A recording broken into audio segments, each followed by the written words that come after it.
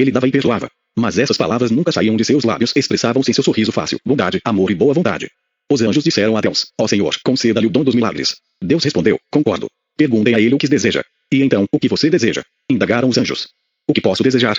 Perguntou o santo homem, sorrindo. Deus já me concedeu sua graça. Com isso, não tenho tudo. Os anjos insistiram. Deve pedir um milagre, ou algum lhe será imposto. Está bem, disse o santo homem. Que eu possa fazer muito bem sem jamais saber.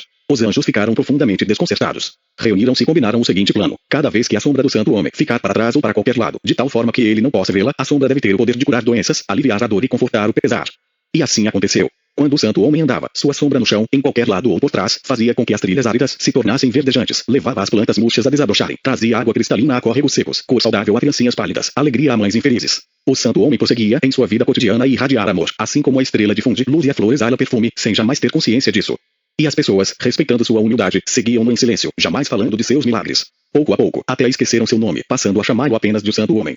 Como ora com o baralho, ninguém conhece realmente a origem do misterioso e fascinante baralho moderno. Há uma lenda antiga sobre a origem das cartas de jogar, relatando que há muitos milhares de anos os sábios chineses reuniram-se, sob a liderança do maior de todos, a fim de discutir o problema apresentado por legiões de brutais invasores que saqueavam e destruíam a terra. A questão a ser resolvida era a seguinte: como poderemos preservar a sabedoria antiga da destruição nas mãos dos invasores? Houve muitas sugestões. Alguns achavam que os pergaminhos e símbolos antigos deveriam ser enterrados nas montanhas do Himalaia. Outros sugeriram que a sabedoria fosse guardada em mosteiros no Tibete. Ainda outros ressaltaram que os templos sagrados da Índia eram os lugares ideais para a preservação da sabedoria de seu Deus.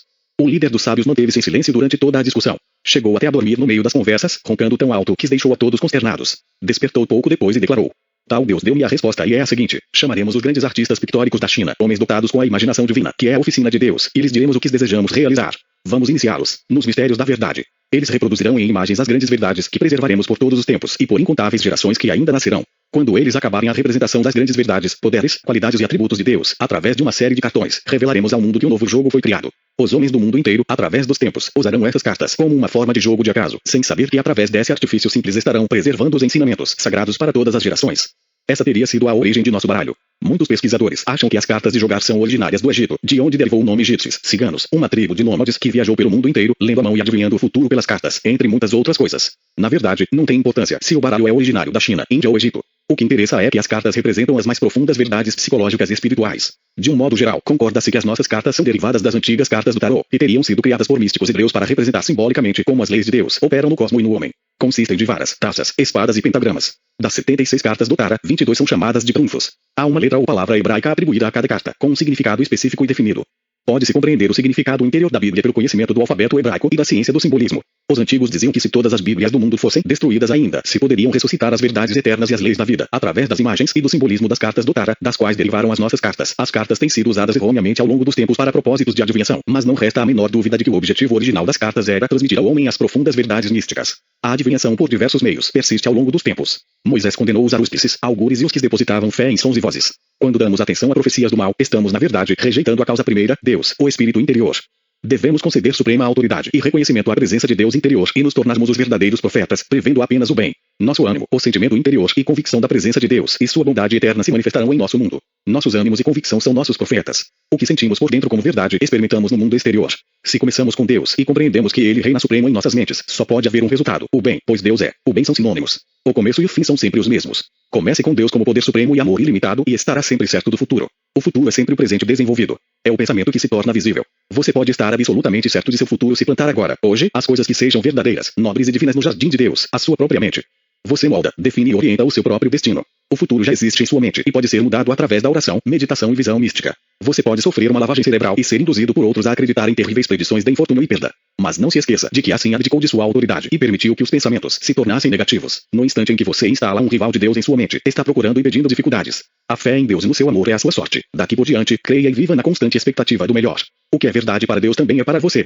E isso é maravilhoso. Descrição do baralho moderno: há 52 cartas e uma carta extra que se dá o nome de Coringa. O baralho está encapado e lacrado. É preciso romper o lacre para usar as cartas. Isso é simbólico do homem, pois cada um de nós é um livro lacrado. O homem é loja de Deus, é o tabernáculo do Deus vivo. Dentro do homem está a presença de Deus. Toda a sabedoria, inteligência e poder do infinito estão nas profundezas do homem, esperando para emergirem. O homem deve romper o lacre e tomar conhecimento do esplendor aprisionado dentro de si. Quando o homem descobre os poderes do consciente e subconsciente, a lei da ação e reação, rompeu o lacre e começa a compreender que os pensamentos são coisas, que atrai o que sente e experimenta o que acredita. Se você pensa de uma maneira determinada, persistentemente, grava uma impressão ou conceito no subconsciente. Torna-se assim uma força subconsciente a governar suas ações exteriores. O homem revelado é espírito, mente. Quando pensa em si mesmo fora de seu corpo, nome, nacionalidade, lado ambiente, o que você é, despoje-se agora de seu corpo. O Coringa é o Joker é a carta extra, sendo geralmente rejeitada. Mas é claro que adquire um valor maior quando se está fazendo um jogo. O Coringa é Deus e geralmente é rejeitado pelo homem, porque o homem comum tem um Deus exterior, uma espécie de ser antropomórfico, vivendo no céu, uma divindade vingativa. Ou então tem um conceito vago e confuso de Deus, baseado na ignorância, medo e superstição. O homem comum rejeita o Coringa, o Deus interior, refuta o fato de que sua própria consciência é Deus para o seu mundo e que cria e molda seu futuro pelos pensamentos e sentimentos que acalenta. Quando você usa o Coringa, o poder oculto interior, amplia tudo em sua vida. Comece a usar o poder divino interior e aumente a sua saúde, paz, felicidade e alegria. Este é o significado do Coringa. Não podemos negligenciar o poder espiritual interior. Se não oramos, meditamos e comungamos com Deus, se não absorvemos as suas verdades, então mergulhamos no clima negativo do mundo, manifestando-se em medo, guerra, rumor de guerra, desumanidade do homem com o homem, problemas de negócios, manchetes de jornais e assim por diante. Se continuamos a nos alimentar mentalmente com todos os tipos de problemas, doenças, calamidades, tais pensamentos alcançam um ponto de realização interior, resultando em precipitação de doença e de todos os distúrbios em nossas vidas. Não compensa rejeitar a pedra da verdade. A pedra que os construtores rejeitaram é a base de tudo. Instale Deus de volta no trono de sua mente, afirme a sua orientação, torne-se reabastecido, do ponto de vista da verdade e beleza. São 52 cartas, e a Sona é o algarismo 7. Há 52 semanas no ano, que representam o fim de um ciclo solar.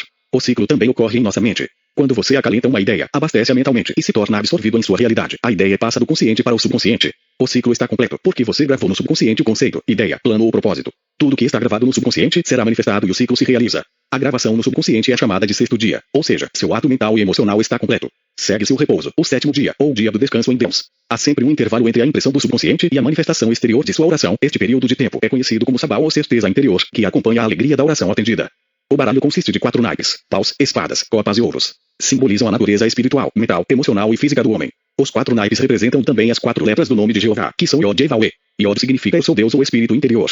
E é seu desejo ou imagem mental. Val significa o sentimento, e o E final é a manifestação exterior do que você viu e sentiu interiormente como verdadeiro em sua própria mente. Em termos simples do cotidiano, significa que qualquer ideia, conceito ou imagem mental que você acalenta em sua mente, se sentir e reconhecer, vai experimentar o resultado, quer seja negativo ou positivo.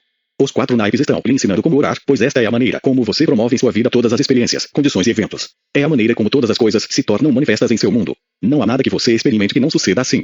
Cada naipe de 13 cartas. 3 cartas em cada naipe são figuras, rei, dama e valete. As outras 10 são numeradas, de as 1 a 10. O rei, a dama e o valete representam a trindade, o pai, mãe e filho, que aparecem simbolicamente em todas as grandes religiões do mundo. Em termos simples do cotidiano, a ideia ou pensamento que você tem é o pai, o sentimento é a mãe, e a união das duas produz um filho mental, que pode ser a cura da mente, do corpo ou de um problema profissional. A resposta simples, assim como a oração simples, é sempre a melhor.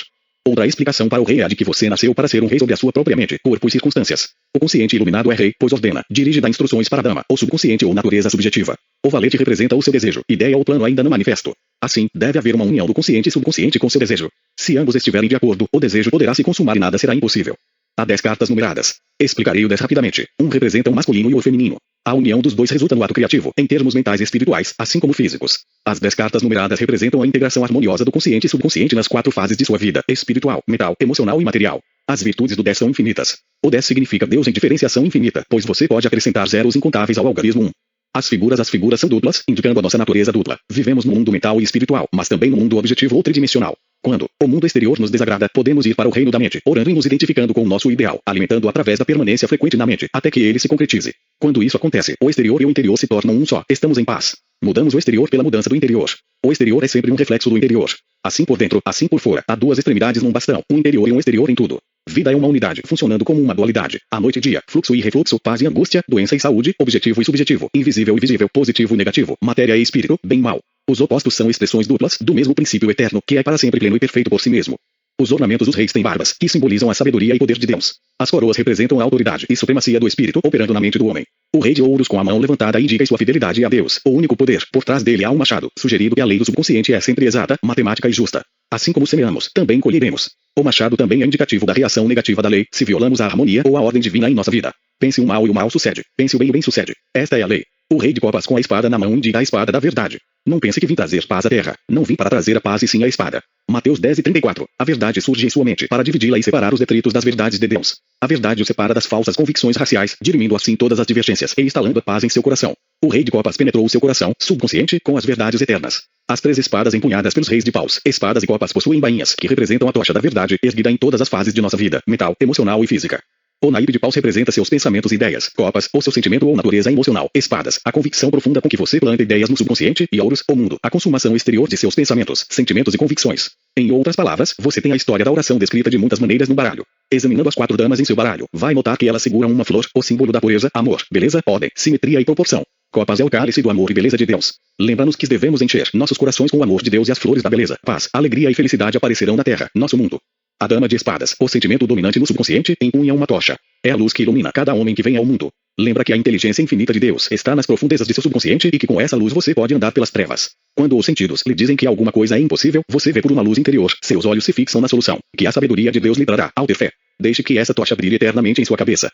O valete de espadas empunha uma ampulheta, indicando que estamos nos deslocando através do tempo e espaço neste plano tridimensional e que qualquer ideia que você transmitir ao subconsciente vai suceder à sua maneira e no seu próprio tempo, porque seus caminhos são misteriosos. Lembre-se de que os caminhos do subconsciente não são os seus caminhos e você não sabe a hora ou o dia, isso é um segredo do subconsciente. A pena que o valete de copas segura e o machado por trás de sua cabeça falam simbolicamente da lei do verbo, a pena é o seu conceito ou ideia e a lei o executa. Cuide para que o seu objetivo se conforme ao bem geral e não prejudique a ninguém. Quando estiver em dificuldade, pense em Deus em sua resposta. Somente ele conhece a resposta, é a pena que o salva.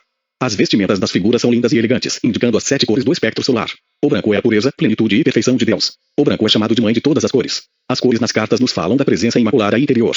O vermelho indica desejo purificado e divindade. O escarlate representa o entusiasmo e absorção de Deus. O púrpura indica a realeza ou a sabedoria de Deus, reinando suprema em nossa mente. O verde é a abundância de Deus, as ideias e pensamentos proveitosos. O azul indica o subconsciente ou a lei de Deus. O amarelo indica o poder, a força e a glória do infinito.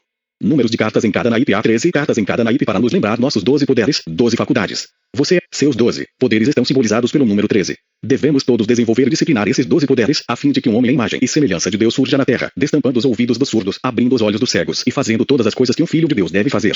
Há 40 cartas numeradas. Noé passou 40 dias na arca. Jesus jejuou por 40 dias. Todas essas histórias são simbólicas do jejum, do banquete envenenado, dos pensamentos raciais, falsos conceitos e da absorção mental do bem que queremos realizado. O prazo que você leva para se desligar de seu problema e alcançar uma convicção na mente é chamado de 40 dias, ou conclusão de um ciclo da consciência. Jejue dos pensamentos de pobreza e se banqueteie com a abundância de Deus. Rejeite a aparência das coisas, os veredictos ou opiniões dos outros. Concentre toda a sua atenção na ideia da opulência de Deus. Gradativamente, você qualifica em sua consciência, quer leve uma hora, uma semana ou um mês. Mais cedo ou mais tarde, conseguirá impregnar o subconsciente com a ideia de riqueza. Jejue por 40 dias e experimentará a riqueza de Deus em seu mundo. As varetas seguradas pelo valete de paus e o valete de ouros indicam uma medida ou côvado. O homem é mente ou medidor. Você deve medir e apropriar em sua mente a bondade infinita e o amor de Deus, pois seu conceito de Deus é o conceito de si mesmo. Acalente seu ideal, ame-o, torne-o vivo. Terá então um padrão espiritual para medir todas as coisas. Gostaria de falar sobre a folha pendente no valete de paus. O naipe de paus representa as ideias, planos e propósitos em sua mente, o diagrama ou planta. Vai notar como o valete de paus se inclina. Trata-se de humildade, conferido toda a honra e glória a Deus. Nossa atitude deve ser a seguinte: Pai, eu agradeço porque me ouviu. Sabia que sempre me ouviria. João 11:41. De um modo geral, todos concordam que os valores numéricos, quantidades matemáticas, cores e simbolismos das cartas possuem uma relação muito grande com a pirâmide. Os antigos místicos que criaram as cartas, há milhares de anos, sabiam de tudo a respeito da rotação da Terra sobre o seu eixo e foram capazes de medir o céu e a Terra, o que está representado nas cartas e na pirâmide. Homens como Jó perceberam intuitivamente as leis escritas em nossos corações e gravadas em nosso interior. Onde você estava quando eu lançava os fundamentos da Terra? Responda, se tem entendimento. Quem deu as medidas, se por acaso sabe? Ou quem estendeu a linha por cima? Em que se apoiam os fundamentos? E quem fixou a pedra angular? Jó 38:4-6. Porque isso aconteceu comigo. Não se lembre das coisas passadas nem considere as antigas. Isaías 43:18. Mas uma coisa eu faço, esquecendo as coisas que estão para trás e avançando para o que está à frente, prosseguindo para o meu objetivo. Filipenses 3:13 minutos e 14 segundos. O que um homem semeia haverá de colher. Isso significa que se plantarmos pensamentos de paz, harmonia, saúde e prosperidade, colheremos de acordo. E se semearmos pensamentos de doença, carência, necessidade e privação, também colheremos essas coisas. Devemos lembrar que o subconsciente é como o solo, faz crescer e germinar o tipo de semente que plantamos no jardim da mente. Semeamos pensamentos, em termos bíblicos, quando acreditamos neles piamente, e manifestamos tudo aquilo em que realmente cremos no fundo de nossos corações. Eu tinha uma amiga que estava de cama, doente. Fui visitá-la no hospital em Londres e ela me disse: por que isso aconteceu comigo? O que fiz para merecer uma coisa assim? Porque Deus está zangado comigo? Porque está me punindo? Os amigos comuns me contaram que ela era generosa e profundamente espiritual, um dos esteios da igreja e muitas outras coisas. É verdade que ela era uma excelente pessoa, sob muitos aspectos, mas acreditava na realidade de sua doença e de que se tratava de um problema incurável. Estava convencida de que seu coração era governado por leis próprias, independente de seu pensamento. Era sua convicção, e naturalmente a demonstrava, mas mudou a sua convicção e começou a compreender que o corpo era espiritual. Ao mudar a mente, também mudava o corpo. Cessou de conferir poder à doença em seu pensamento e passou a orar da seguinte maneira: a presença curativa infinita flui por mim como harmonia, saúde, paz, plenitude e perfeição. O amor curativo de Deus habita cada célula do meu ser. Repetiu a oração com frequência e teve uma cura maravilhosa, em decorrência da mudança de convicção. Essa mulher viveu por vários anos no temor de um ataque cardíaco, sem compreender que o medo faz com que a maioria das coisas aconteça. A lei da vida é a lei da convicção. Um problema de qualquer espécie é o sinal de alarme da natureza, de que estamos pensando de maneira errada, e somente uma mudança no pensamento pode nos libertar. O homem é a convicção expressa, que vê e manifestamos as coisas em que realmente acredita. Há uma lei de causa e efeito atuando em todos os momentos. Nada acontece ao homem sem o seu consentimento e participação mental. Você não precisa pensar num acidente para que lhe aconteça. O Dr. Paul Tournier, famoso psiquiatra francês, escreveu sobre um homem que cortou a mão com uma serra e atribuiu o suposto acidente ao fato de a madeira estar molhada. O Dr. Tournier sabia que havia uma causa mental e emocional por trás do grave ferimento na mão do homem. Descobriu que ele andava irritado com o patrão. Além disso, sentia considerável rancor e hostilidade contra um patrão anterior que o despedira. O Dr. Tournier explicou ao homem que a irritação e a perturbação emocional fazem com que os movimentos se tornem descoordenados e bruscos, o que acarretaram o acidente. Lemos o seguinte no capítulo 13 de Lucas. Naquela mesma ocasião alguns homens procuraram Jesus e falaram dos galileus, cujo sangue Pilatos misturara com os seus sacrifícios. E Jesus lhes disse, devemos pensar que esses galileus eram mais pecadores do que todos os outros galileus porque padeceram tais sofrimentos. Não eram e eu lhes garanto, se não se arrependerem, todos acabarão perecendo da mesma forma. Ou aqueles 18 que morreram quando a torre de Siloé desabou eram por acaso mais pecadores do que todos os outros habitantes de Jerusalém? Não eram e eu lhes garanto, se não se arrependerem, todos acabarão perecendo da mesma forma. Jesus negou categoricamente que as vítimas de tais calamidades fossem pecadores piores do que os outros homens e acrescentou, se não se arrependerem, todos acabarão perecendo da mesma forma. Infortúnios, acidentes e tragédias de todos os tipos são consequências de distúrbios mentais e emocionais que se manifestaram. Arrependimento significa pensar de maneira diferente, voltar a Deus e alinhar os seus pensamentos e imagens mentais com a vida infinita, amor, verdade e beleza de Deus. Quando isso acontece, passamos a ser canais para o divino. Relate a mente várias vezes por dia e afirme, devagar, com absoluta convicção, Deus flui por mim como harmonia, saúde, paz, alegria, plenitude e perfeição. Deus caminha e fala em mim. O encantamento de Deus me envolve sempre e a sabedoria de Deus me guia em todos os caminhos. A ação divina certa sempre prevalece. Todos os meus caminhos são aprazíveis. Todas as minhas trilhas são de paz. À medida que você se fixa nessas verdades eternas, estabelece padrões de ordem divina em seu subconsciente. Como tudo que você imprime no subconsciente se manifesta, estará velado em todos os momentos por uma presença suprema, o seu Pai Celestial, que responde sempre que é chamado. Todos estamos imersos na mente racial, o grande mar psíquico da vida. A mente racial acredita em doença, acidente, morte, infortúnios e tragédias de todos os tipos. Se não nos arrependermos, isto é, se não tivermos o nosso próprio pensamento, a mente racial assumirá o nosso pensamento. Gradativamente, os pensamentos da mente racial, dominando o nosso consciente, podem alcançar um grau de saturação e precipitar um acidente, doença súbita ou calamidade. A maioria das pessoas não pensa, apenas pensa que pensa. Você está pensando quando diferencia entre o que é falso e o que é verdadeiro. Pensar é optar. Você possui a capacidade de dizer sim ou não. Diga sim à verdade, rejeite tudo que for contrário a Deus ou à verdade. Se o instrumento mental não pudesse optar, você não seria um indivíduo. Possui a capacidade de aceitar e rejeitar. Pense em todas as coisas belas, em todas as coisas justas, em todas as coisas honestas, em todas as coisas puras. Pense nessas coisas. Você está pensando quando sabe que existe uma inteligência infinita que responde a seus pensamentos. Não importa qual seja o problema, à medida que você pensa numa solução divina e um final feliz, descobrirá uma sabedoria subjetiva interior a responder, revelando o plano perfeito e indicando o caminho que deve seguir. Fui procurado por uma mulher há vários meses. Ela me disse que tinha uma lesão orgânica há muitos anos, não conseguia a cura. Já fizera os mais diversos tratamentos, inclusive de irradiação. Orarei procurar a terapia da oração de outros, sem resultados. Ela me declarou: é a vontade de Deus. Sou uma pecadora, estou sendo punida. Também me contou que procurara um homem que a hipnotizara, descobrira o seu passado e tivera a desfaçatez e audácia de dizer-lhe que era uma vítima do karma, que fizera mal a outras pessoas numa vida anterior, punindo-as injustamente, por isso estava agora sofrendo. E ela me perguntou, desesperada: acha que é por isso que não fico curada? Tudo isso não tem o menor sentido, é um absurdo monstruoso. A explicação do homem aumentou ainda mais a angústia da mulher, não lhe trazendo cura nem conforto. Expliquei-lhe a verdade eterna, que só existe um poder e se chama Deus. É a inteligência criativa em todos nós, o que nos criou. Este poder torna-se aquilo que acreditamos que é. Se uma pessoa pensa que Deus a está punindo e que deve sofrer, de acordo com seu pensamento e convicção, assim será. Isso significa que os pensamentos e sentimentos da pessoa criam seu destino. O homem é o que ele pensa durante o dia inteiro. Se um homem deixa de pensar de maneira construtiva, sensata e criteriosa, então outra pessoa, ou a mente racial pensará por ele, talvez tumultuando completamente a sua vida. Se você acredita que Deus é a bondade infinita, amor ilimitado, harmonia absoluta e sabedoria total, a presença de Deus reagirá de acordo, pela lei do relacionamento recíproco. Você se descobrirá, assim, abençoado de incontáveis maneiras. As forças da vida não são nefastas. Tudo depende da maneira como as usamos. A energia atômica não é nociva. Torna-se boa ou má de acordo com a maneira como a usamos. O homem pode usar a eletricidade para matar alguém ou para aspirar o pó do assoalho. Você pode usar a água para saciar a sede de uma criança ou afogá-la. O vento que sopra o navio para os rochedos também pode levar o são e salvo ao porto.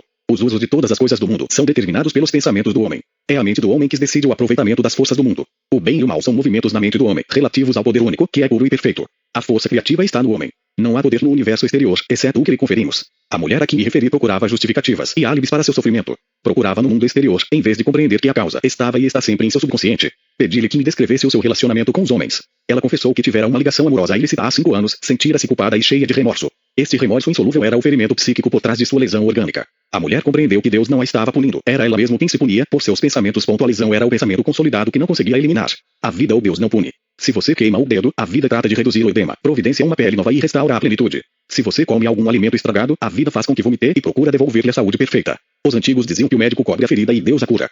Em menos de uma semana, desapareceram a lesão e os sintomas mórbidos que nenhum tratamento médico ou terapia de oração conseguia curar.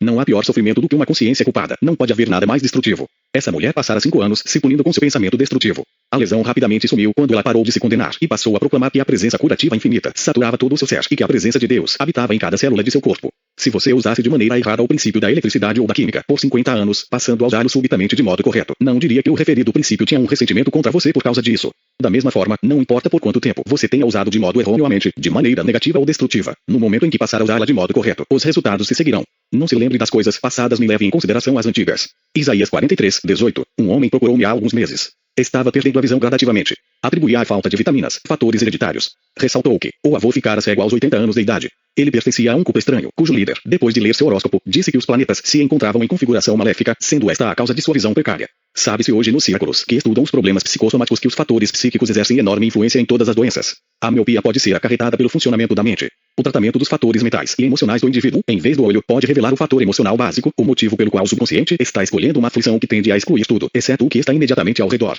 O Dr. Francis Dunbar declarou que determinadas reações emocionais podem fazer com que os músculos involuntários acarretem uma distorção do globo ocular. O homem me revelou, em conversa, que detestava a visão da sogra, que estava morando em sua casa. Sentia uma raiva reprimida. O sistema emocional não podia mais suportar a tensão, escolhendo os olhos como bode expiatório. A explicação foi a cura, nesse caso. Ficou surpreso ao saber que as emoções negativas, se persistentes, dominam o subconsciente, e sendo negativas, precisam encontrar uma vazão negativa. As ordens negativas para o subconsciente, detesto a visão da minha sogra, não quero mais vê-la, foram aceitas como um pedido e se tornaram manifestas. Ele providenciou para que a sogra fosse morar em outro lugar e orou por ela, encaminhando-a a Deus e lhe desejando todas as bênçãos do mundo. Sua visão começou a melhorar quase que imediatamente e 2 semanas depois voltara ao normal. Ele sabia que perdoara a sogra, pois podia encontrá-la em sua mente e não experimentava mais qualquer desespero. Tentara justificar a vista em deterioração em termos de causas externas, em vez de em sua própria mente. Uma deficiência de vitamina A pode causar a oftalmia, que é uma inflamação da conjuntiva ou do globo ocular. Mas isso pode acontecer em decorrência da ignorância, indiferença ou negligência da pessoa. A causa, nesse caso, seria a negligência e posteriormente um estado mental ou simplesmente uma carência de conhecimento. A vitamina A é onipresente e devemos ter inteligência para usá-la. Você não pode se esquivar ou contornar a lei da mente. Tudo acontece conforme você acredita e uma convicção é um pensamento na mente. Nenhum poder exterior ou entidade maléfica está tentando atraí-lo ou prejudicá-lo. As pessoas constantemente atribuem seus males ao clima, entidades maléficas, germes, vírus e dietas. O homem polui o ar com estranhas noções e falsas doutrinas. Se um homem acredita que a proximidade de um ventilador elétrico deixará resfriado ou com torcicolo, esta convicção, quando aceita, passa a dominá-lo e logo se manifesta. É por isso que a Bíblia diz, de acordo com a sua fé, assim lhe sucede. O ventilador não tem o poder de deixá-lo com um torcicolo. É inofensivo. Sua fé pode ser usada de 2 maneiras. Você pode ter fé num vírus invisível que provoca um resfriado, ou pode ter fé no espírito invisível interior, fluindo por você como harmonia, saúde e paz. Compreenda que Deus não pode ficar doente, e o espírito em você é Deus. O que é verdade para Deus, também é verdade para você. Acredite nisso e jamais ficará doente, pois de acordo com a sua fé, na saúde e felicidade, assim lhe sucede. Emerson escreveu. Ele, o homem, pensa que seu destino é estranho, pois a união está oculta. Mas a alma contém o evento que ocorrerá. Afinal, o evento é apenas a concretização dos pensamentos, e aquilo porque oramos sempre nos é concedido. O evento é a impressão de sua forma. Ajusta-se a você como a pele. Este trecho consta do livro Destino, de Ralph Waldo Emerson. O demônio na Bíblia significa ignorância ou incompreensão. Seu mal é uma inversão do princípio da vida, que é Deus. Deus atua em nós como uma unidade e procura se expressar por intermédio de cada pessoa como beleza, amor, alegria, paz e ordem divina. A falsa ideia em sua mente é chamada de adversário, demônio, Satã e assim por diante. Os demônios que atormentam o homem são inimizade, discórdia, ódio, vingança, hostilidade, autocondenação e outras emoções negativas. Se o homem deixa de acreditar na bondade de Deus e no Deus de amor, a extensão em que pensa assim pode muito bem ser seu chamado demônio, a fonte de suas angústias, sofrimentos e infortúnios. Recebi uma carta de uma mulher contando que sua filha assistia a uma briga numa rua de Nova York quando fora atingida por uma bala extraviada. Houvera necessidade de amputar 2 dedos. Qual era a causa desse infortúnio? Seria a vontade de Deus. A ocorrência do acidente seria uma punição por seus pecados. A resposta se encontra na negativa a todas essas perguntas da mãe. Deus não julga nem pune. O bem e o mal são os movimentos da própria mente do homem. É um pensamento muito primitivo acreditar que Deus está nos punindo ou que um demônio nos tenta. Nosso estado de consciência está sempre se tornando manifesto. Homens, mulheres e crianças testemunham constantemente o nosso estado de consciência. E justamente esse estado de consciência é sempre a causa. Não conhecemos o que está dentro da mente da moça. Se ela era cheia de ódio, ressentida, hostil, sempre se condenando, poderia atrair o infortúnio. Devemos lembrar que a maioria das pessoas não disciplina, controla ou orienta seu pensamento e imagens mentais por canais divinos. O fracasso em pensar de maneira construtiva e harmoniosa, do ponto de vista do poder infinito, significa que deixam as mentes abertas à mente de massa e irracional, sempre dominada por medos, ódios, invejas e todos os tipos de formulações negativas. O fracasso do homem em pensar do modo certo é tão ruim quanto pensar negativa e destrutivamente. Lembro-me de um evento em minha infância na Irlanda. Um camponês esperou por trás de uma cerca todos os dias, durante mais de uma semana, a fim de atirar no proprietário das terras quando ele passasse. Um dia, quando se encaminhava para a cerca, tropeçou e caiu. O rifle disparou e ele foi atingido fatalmente. Não compreendi um motivo para isso na ocasião. Como os outros, pensei que fora simplesmente um acidente. Não há acidentes. Há uma mente, um ânimo, um sentimento, por trás daquele carro, trem ou bicicleta, por trás também daquela arma. Aquele camponês manteve o assassinato em seu coração por um longo tempo e o subconsciente reagiu de acordo. Nenhuma manifestação me ocorre, exceto a que eu, o Pai, projeto. O Pai é o seu estado de consciência, seu próprio poder criativo. Nenhuma experiência lhe ocorre se não houver antes uma afinidade em sua mente. 2 coisas antagônicas se repelem. Se você caminha e fala com Deus, se acredita que Deus o guia e que a lei da harmonia está sempre governando, então não pode estar num trem que se acidenta, porque a discórdia e a harmonia não convivem absolutamente. A mãe acrescentou em sua carta, como um post-scriptum, minha filha não pode recuperar os dedos através da harmonia. Não entendo por que as pessoas são tão incisivas e categóricas em suas declarações, de que um homem não pode fazer crescer uma perna ou um dedo que está faltando. Quero citar um trecho do livro Ele Cura Hoje, de Elsie Salmon. Mildred tinha 3 anos quando me foi trazida. Nascera sem a mão esquerda. O braço terminava numa ponta que não era maior do que um dedo indicador, bem acima do pulso. Um mês depois a ponta na extremidade do braço deformado dobrara de tamanho. Ao constatar esse desenvolvimento extraordinário, o pai comentou: tudo pôde acontecer. No mês seguinte havia uma formação que parecia com um polegar. Na ocasião, julgamos que era de fato um polegar. Cerca de 3 meses mais tarde descobrimos que não era absolutamente um polegar.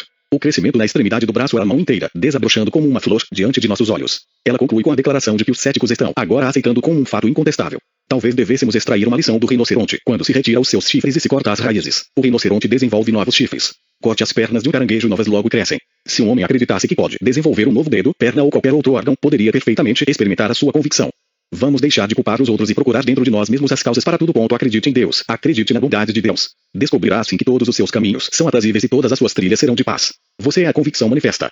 Venenos mentais e seus antídotos. Há venenos mentais, assim como físicos. Os venenos mentais são os pensamentos errados que operam clandestinamente na consciência, como um regato contaminado, para emergir anos depois em experiências erradas, doença, perda, infelicidade ética. Li há algum tempo o relato de uma experiência científica realizada na Rússia. 6 gatos hipnotizados e condicionados receberam uma dose de cianureto de potássio, sem efeitos fatais. Outros 6 gatos, descondicionados, tomaram a mesma dose e morreram. Se tivéssemos fé bastante no poder subjetivo de Deus dentro de nós, poderíamos anular todos os venenos mortais, mentais ou de outro tipo. O que é a profilaxia? O primeiro passo é não ter medo do câncer, tuberculose, artritismo ou distúrbio mental a partir deste momento. O segundo passo é compreender que o estado é consequência do falso pensamento e não lhe conceder mais poder para continuar a existir. Você estará então exaltando Deus dentro de si. Isso acabará com toda a toxicidade em você ou na pessoa por quem está orando. Proclame que o estado é falso e exalte Deus ao contemplar a solução perfeita, a beleza e a integridade manifestando-se no lugar do problema. Entre os venenos mentais mais letais estão os seguintes: medo, ódio, autocompaixão, ressentimento, inveja, vingança, solidão, melancolia, etc. Todos são ramificações do medo. O nome bíblico para o medo é um pensamento cego e falso chamado Golias. A palavra Golias significa um pensamento agressivo e dominador, que ostenta o seu poder, intimida, pressiona, assusta e induz você à submissão. Talvez você tenha medo de enfrentar esse criminoso em sua mente. Talvez receie os resultados e hesite em enfrentar abertamente essa ameaça sinistra e destruí-la. É necessário assumir o papel de Davi para se livrar do criminoso chamado medo. Davi significa um homem que ama Deus, que sabe que só existe um único poder soberano, que é uma unidade e não conhece divisões ou discórdias, cujo nome é amor. Davi, que é a consciência da presença e poder de Deus, matou o gigante filisteu chamado Golias ou medo com uma pedra lançada de sua funda de pastor. O medo é uma sombra na mente, mantida pela ignorância e escuridão. Quando você analisa seu medo à luz da razão e da inteligência, descobre que ele não resiste e prontamente desaparece. Entre a prole do medo podemos destacar A. Ódio, que é na verdade o amor, invertido ou mal orientado, baseado na ignorância. B. Autocompaixão, que é na verdade o egocentrismo. Este veneno mental infiltra-se pela corrente sanguínea psíquica, contaminando as fontes da esperança e fé, provocando a demência precoce, melancolia e outros problemas. O antídoto é encontrar o seu outro eu, Deus, e tornar-se intoxicado pela realização do amor a Deus. O senso de união com o único poder acarretará um novo nascimento, de paz, saúde, confiança e força. C. O medo da velhice é outro veneno mental. A velhice não é a fuga dos anos, mas sim o amanhecer da sabedoria, verdade e beleza. D. A solidão é uma falta de amor. O que não tem amor sempre procura o amor, mas aquele que ama encontra o amor e a amizade por toda parte. O antídoto é se apaixonar pelos companheiros de Deus em sua mente. Seus nomes são boa vontade, bondade, gentileza, paz, paciência, compreensão e interesse sincero pelos outros. Irradie o amor de Deus, uma porção dupla do Espírito, sobre todos os que estão ao seu redor. Estará imediatamente banido a solidão. Deus também lhe concederá uma dupla recompensa e sua boa vontade se multiplicará. O estado mental é o seu mestre. É um absurdo permitir que o medo cego, ignorante, estúpido e monstruoso domine e oriente as suas atividades. Considere-se bastante inteligente para permitir que isso aconteça. Por que não se tornar Davi? Assuma o papel. Pode estar certo de que lhe dará dividendos fabulosos. Davi significa que sua fé em Deus é maior do que o medo. O medo é a fé pelo avesso. O medo é um conglomerado de sombras escuras e sinistras em sua mente. Em suma, o medo é a fé na coisa errada. Torne-se um gigante espiritual. Convoque Davi, que é a confiança em Deus, que se encontra em você. Ao mesmo tempo, convoque o amor de Deus. Os filhos da fé em Deus são amor, paz, gentileza, bondade, generosidade, alegria, equilíbrio, tranquilidade e serenidade. Quando você compreende que só existe um poder, uma causa, o Criador, você lhe concede toda fidelidade, devoção e lealdade. Torna-se então Davi, amado de Deus. Davi, a consciência espiritual, não tinha armadura ou proteção material como se usava naquele tempo. Seu poder era a confiança no Deus dos seus pais, a certeza de que a inteligência infinita conhecia a resposta para qualquer problema. Quando você proclama a orientação de Deus, sempre perceberá os pontos fracos na armadura de Golias ou na pessoa que o ameaça com terríveis desastres. Na verdade, porém, nunca é a pessoa que possui o poder para qualquer coisa, mas sim o pensamento em sua própria mente. Os inimigos são da sua própria casa, mente. E Davi enfiou a mão em sua bolsa e de lá tirou uma pedra, arremessando-a e acertando o filisteu na testa. A pedra penetrou pela carne e o filisteu tombou. E Samuel 17:49. A pedra é a sua convicção no único Deus, único poder. Uma pedra é dura e impenetrável, o que significa que sua fé ou confiança no poder espiritual é inflexível. Em outras palavras, você se mantém imperturbável e irredutível em sua atitude, confia absolutamente em Deus. Com essa pedra ou convicção mental espatifa a testa do gigante chamado medo ou Golias. O medo tem a propensão para se gabar, e nisso reside a sua fraqueza. Davi, amor à verdade, partiu como uma ideia, demonstrar a supremacia do poder de Deus. Quando você se adianta com a certeza de que um com Deus é maioria, vai se descobrir guiado por todos os caminhos e se tornará um inevitável vencedor. Não combata o medo com o medo. Em vez disso, enfrente-o com uma declaração direta da presença e poder de Deus, o que torna o medo impotente. Diga a si mesmo: o Senhor é minha luz e salvação. De quem terei medo? O Senhor é a força da minha vida. De quem terei medo? Salmo 27, 1, 2. Você tem medo de alguma doença que o invadiu? Perceberá que um pensamento errôneo em sua mente pode se gabar de sua pseudo-força, intimidando-o. Não permita que esses pensamentos o dominem. Enfrente-os e subjugue-os agora. Compreenda que toda discórdia é fabricada por sua própria mente, não é uma coisa que vem de fora. Você pode mudar sua mente ao compreender que a presença curativa infinita que fez seu corpo está curando agora. À medida que o fizer conscientemente, estará promovendo uma reformulação dos padrões de pensamento no subconsciente. A cura será a consequência. Sua convicção mental atual determina o seu futuro e experiência. Medite e ore sobre valores positivos e espirituais. Proclame o seu ideal, solução, saúde ou paz de espírito sobre a base de que o espírito interior é supremo e onipotente. Ao pensar na solução ou ideal com fé e confiança, você está condicionando sua mente a responder.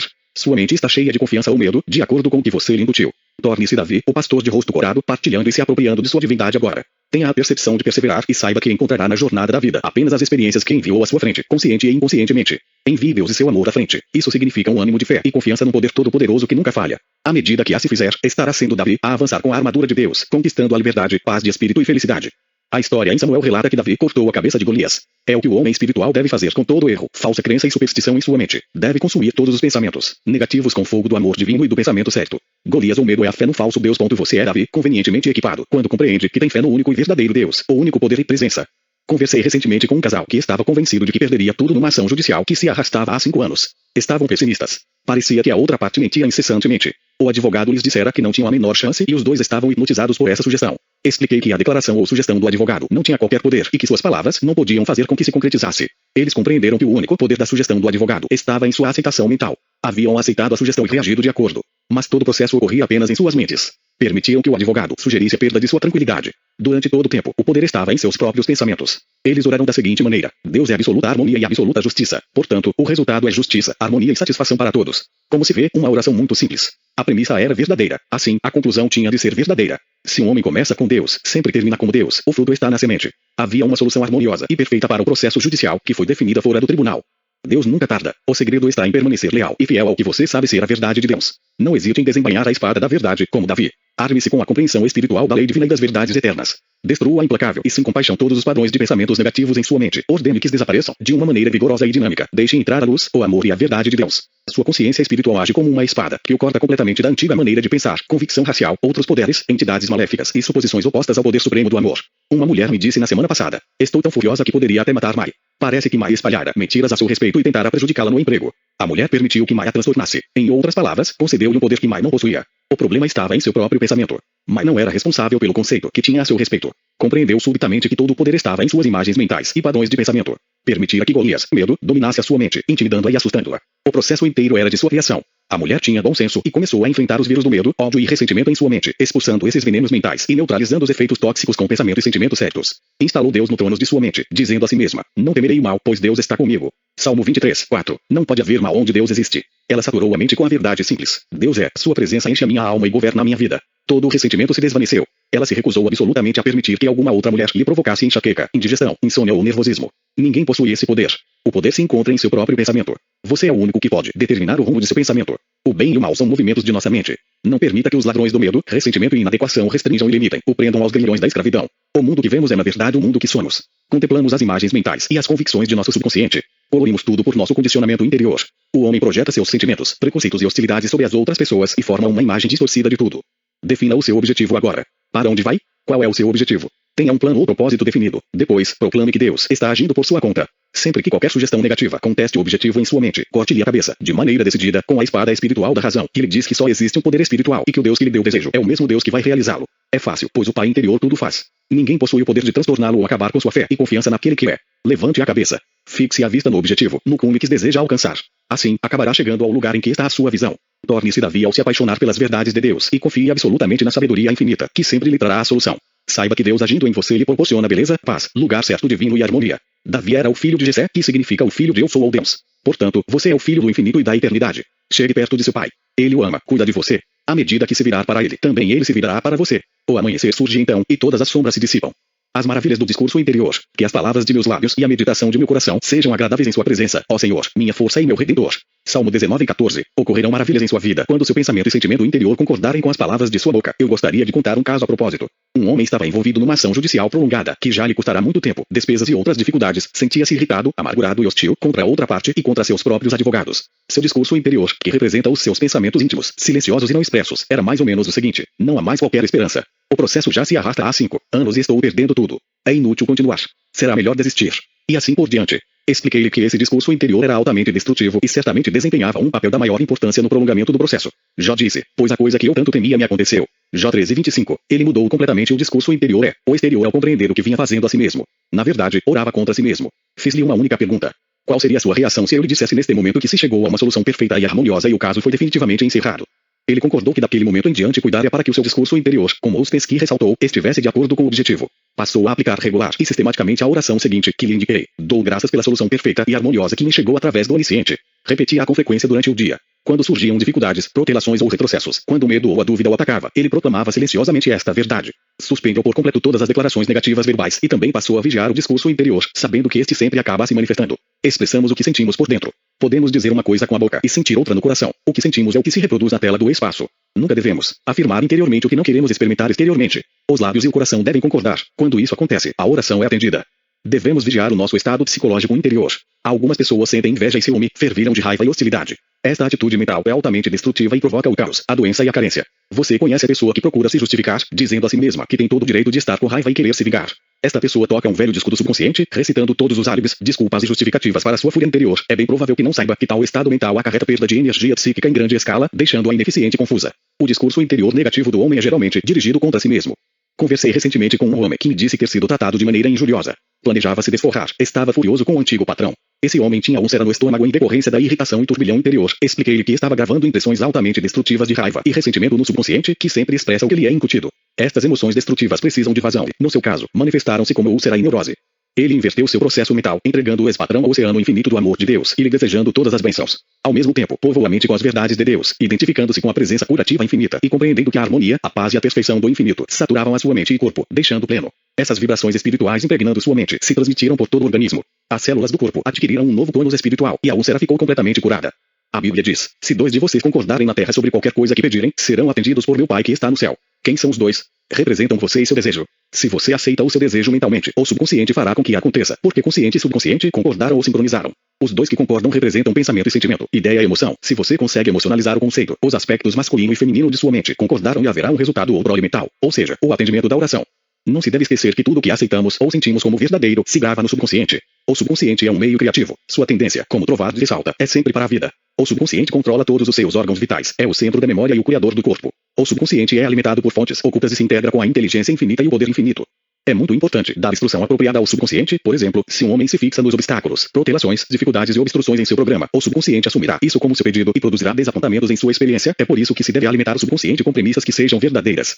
Qual é a fala interior que ocorre em você durante todo o tempo em que não é expressa audivelmente? O subconsciente escuta e obedece à sua fala interior. Registra seu pensamento e sentimentos silenciosos, como um gravador absolutamente fiel. Registra tudo e lhe toca de novo a gravação, sob a forma de experiências, condições e eventos. Você não precisa viajar psicologicamente com medo, dúvida, ansiedade e raiva. Não há lei que o obrigue a conviver com criminosos, assassinos, ladrões e intrusos em sua mente. Se você continua a convidar esses assaltantes para sua mente, eles lhe roubam a saúde, a paz, a felicidade e a prosperidade, transformando num destroço físico e mental. Uma mulher tinha a pressão muito alta, acompanhada por terríveis acessos de enxaqueca. A causa de tudo era a fala destrutiva interior. Ela achou que alguém não a tratara direito e tornou-se bastante negativa em relação à pessoa. Passou a ser hostil e antagônica em relação a ela, permitindo que essa condição persistisse por semanas, num profundo turbilhão emocional. A atitude negativa esvaiu suas forças, acarretando mudanças psicológicas na corrente sanguínea. Estava prestes, como disse, a explodir de raiva. A pressão interior, a tensão crescente e a hostilidade intensa foram a causa da hipertensão, a que se somou a enxaqueca. Essa mulher começou a praticar as maravilhas da fala interior espiritual. Compreendeu que estivera se envenenando e que a outra mulher não era absolutamente responsável pela maneira como pensava ou sentia a seu respeito. Era a única pensadora em seu universo e acalentara pensamentos destrutivos que estavam envenenando todo o seu organismo. Passou a compreender que ninguém poderia afetá-la, exceto o seu próprio pensamento ou movimento de sua mente. Tudo o que precisava fazer, a fim de usufruir as maravilhas da fala interior espiritual, era identificar-se com seu objetivo. Seu objetivo era paz, saúde, felicidade, alegria, serenidade e tranquilidade. Passou a se identificar com o rio da paz de Deus e o amor de Deus fluindo por ela, acalmando, curando e restaurando sua mente e corpo.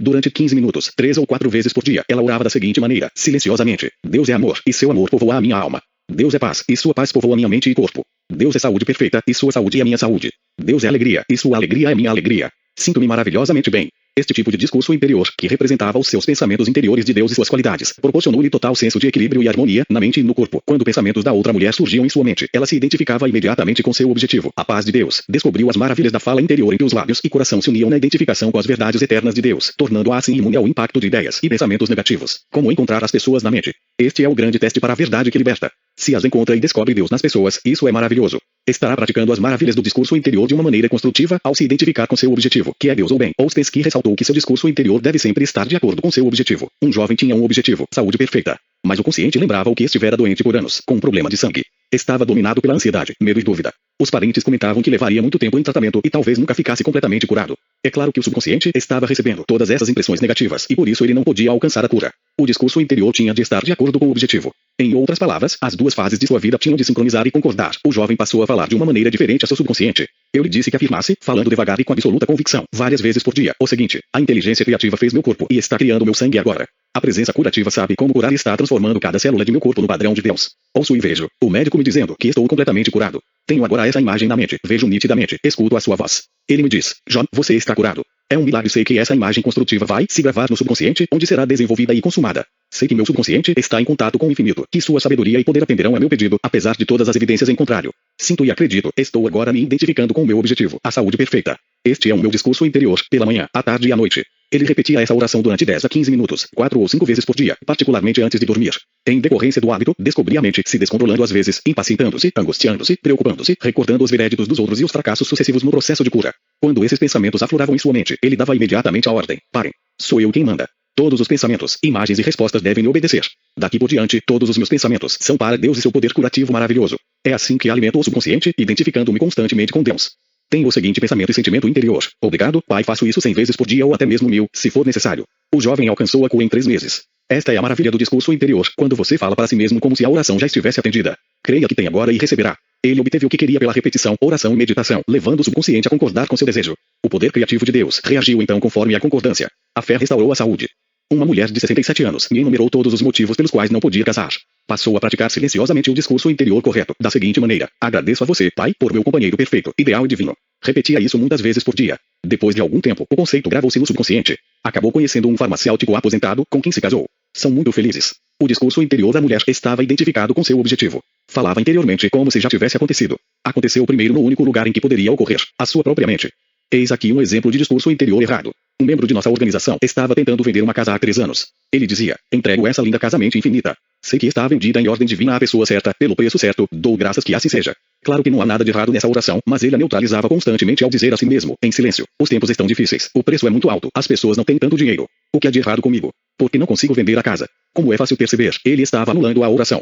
Conforme um homem pensa no coração, assim ele é. O discurso interior era extremamente negativo, e era assim que ele realmente se sentia. Este estado mental manifestou-se por 3 anos. Ele inverteu o procedimento todas as manhãs e fechava os olhos por 5 ou 6 minutos, e imaginava o autor lhe dando os parabéns pela venda. Durante o dia, seu discurso interior era o seguinte: dou graças pela venda da casa, o comprador está prosperando por causa da compra. A repetição dessa frase gravou-se no subconsciente e o evento se consumou. Uma semana depois, um homem sentado a seu lado na igreja comprou a casa e ficou muito satisfeito. Ele compreendeu que não se pode seguir em 2 direções ao mesmo tempo. Que as palavras de meus lábios e a meditação de meu coração sejam agradáveis em sua presença, ó Senhor, minha força e meu Redentor. Salmo 19:14, 1.